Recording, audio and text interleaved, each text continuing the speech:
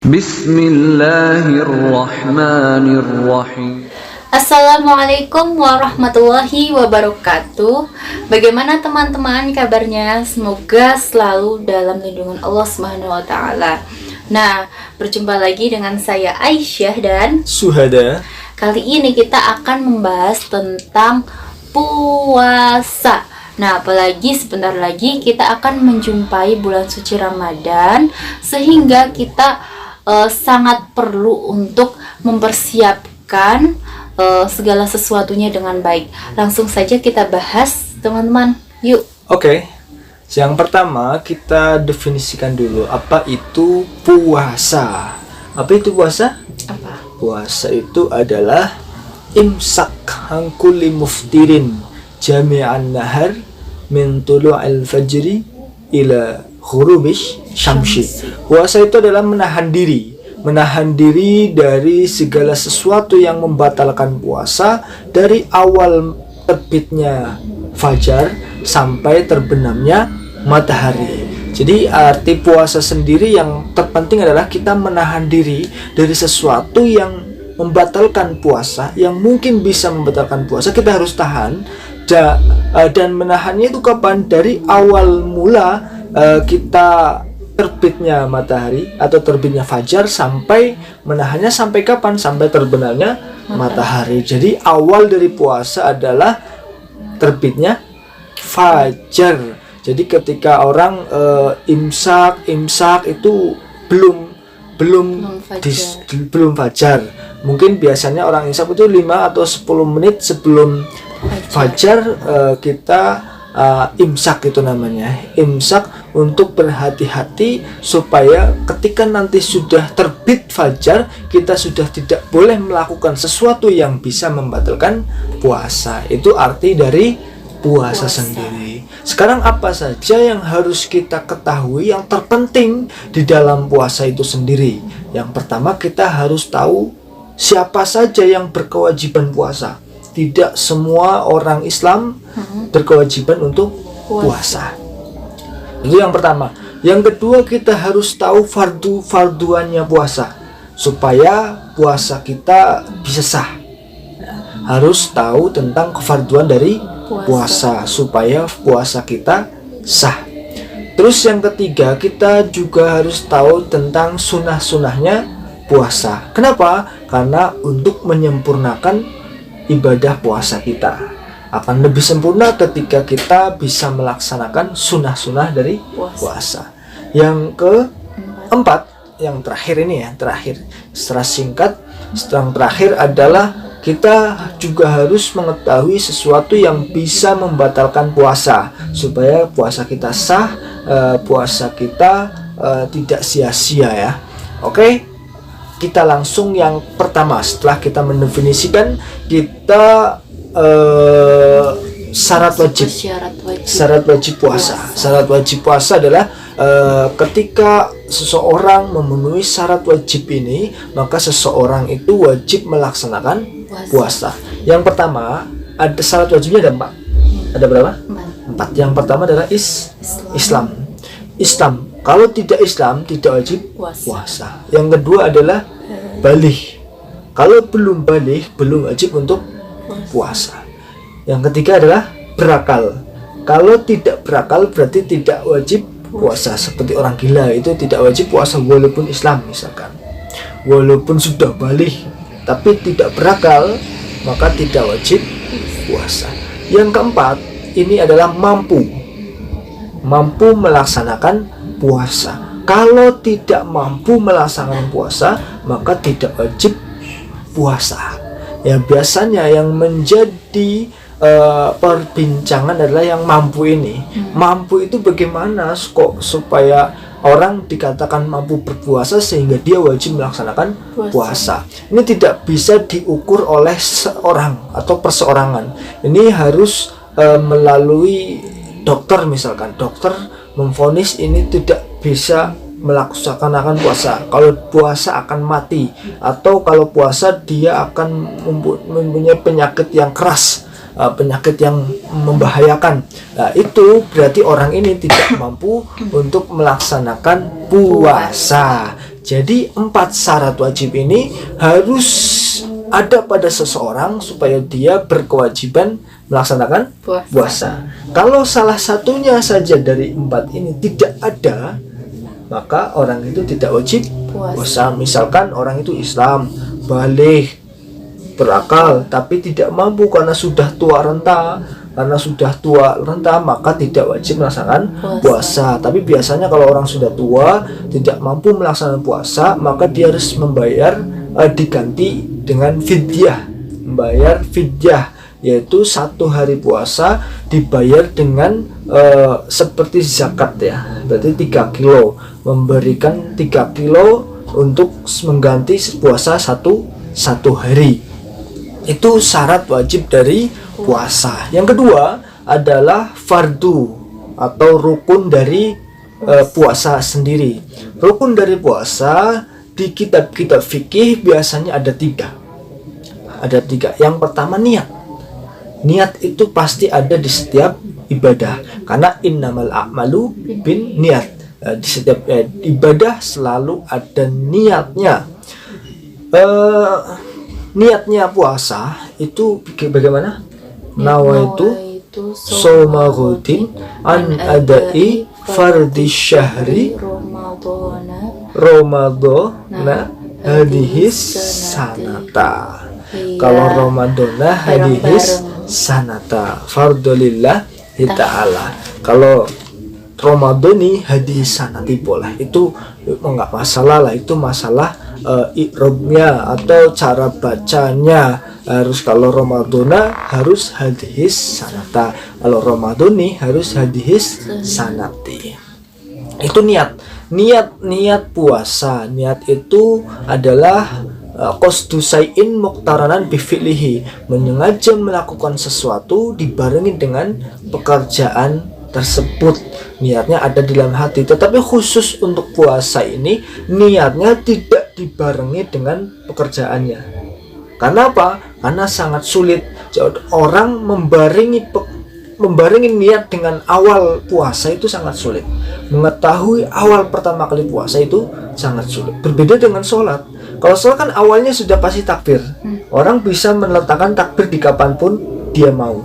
Tetapi kalau fajar, terbitnya fajar, itu orang tidak akan bisa menentukan secara masing-masing. Tidak bisa. Terlambat sedikit fajar sudah berlangsung, itu juga nanti niatnya berbahaya, karena harus berbarengan dengan awal terbitnya fajar niat itu.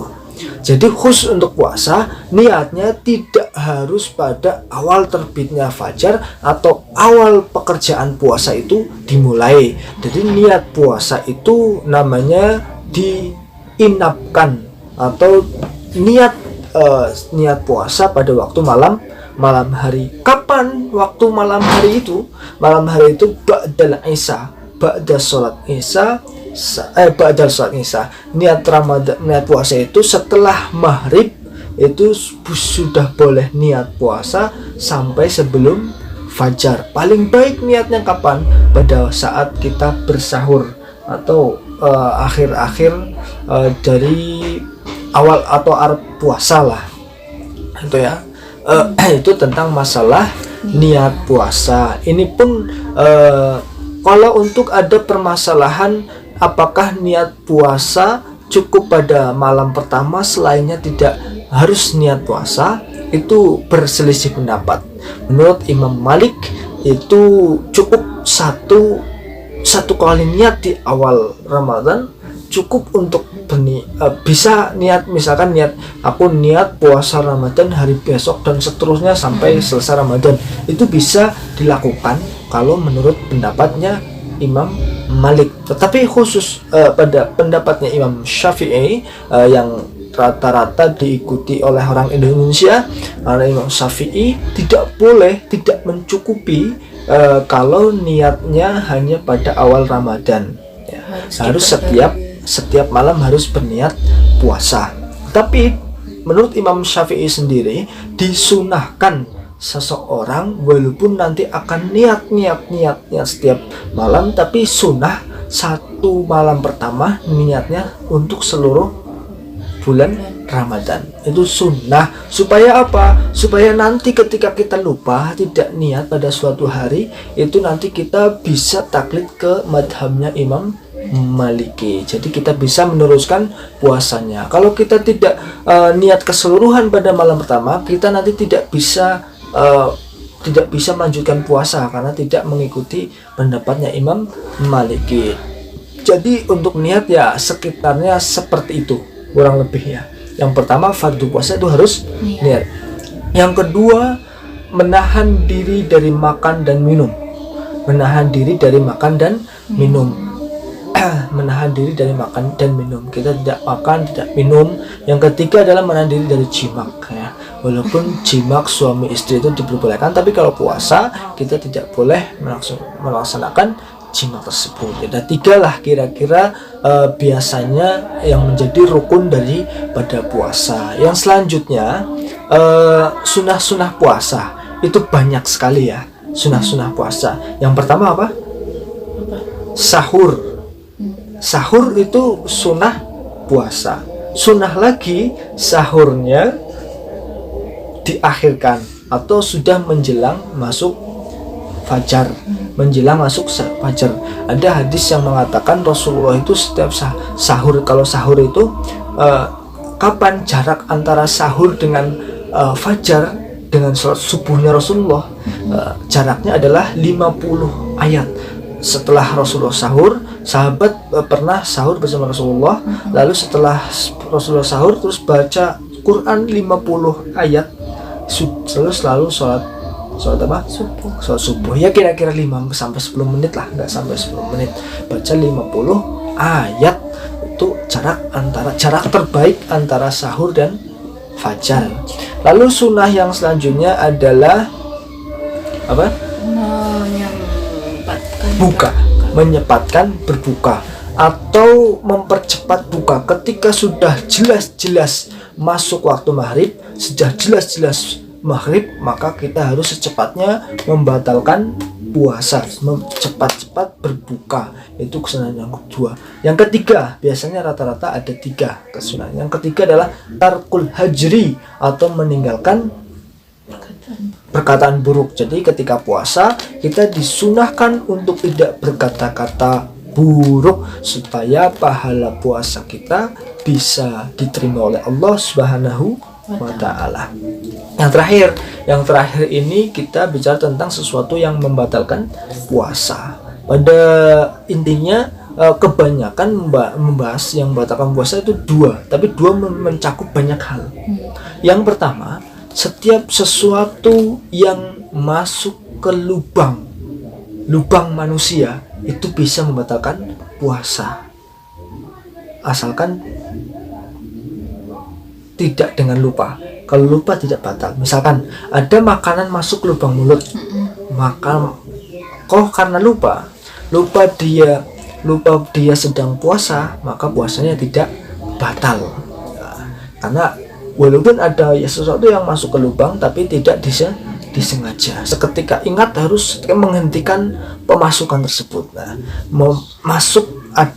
Yang intinya yang pertama yang membatalkan puasa adalah adanya sesuatu yang masuk kepada lubang manusia. Banyak lubang manusia.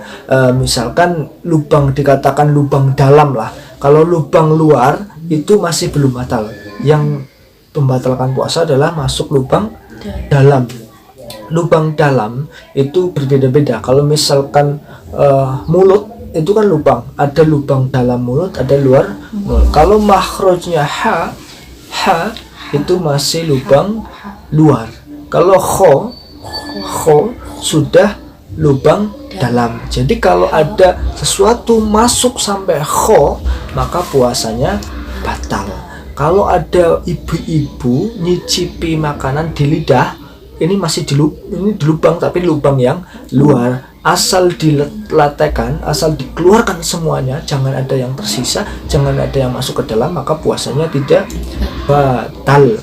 Itu lubang dari segi mulut. Kalau hidung, telinga, itu juga ada lubangnya. Lubang yang dianggap lubang dalam yang bisa membatalkan puasa ketika ada sesuatu yang masuk adalah ketika kita berhadapan-hadapan bicara kalau kita sudah tidak bisa melihat dalamnya, berarti itu sudah dikatakan lubang dalam.